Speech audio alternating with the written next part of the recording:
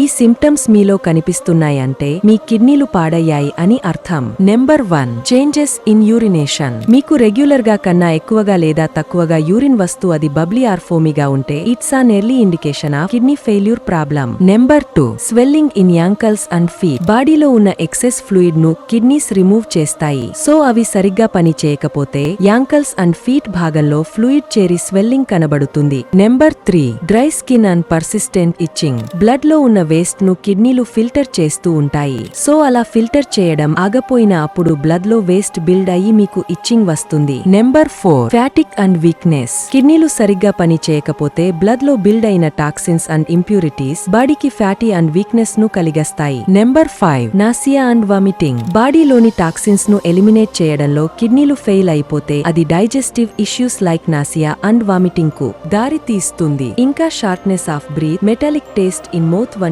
Symptoms కూడా కనిపిస్తాయి. ఈ వీడియోని వెంటనే మీ ఫ్రెండ్స్ అండ్ ఫ్యామిలీతో షేర్ చేయండి. ఇన్ఫర్మేషన్ వర్తి అనిపిస్తే ఒక లైక్ చేయండి.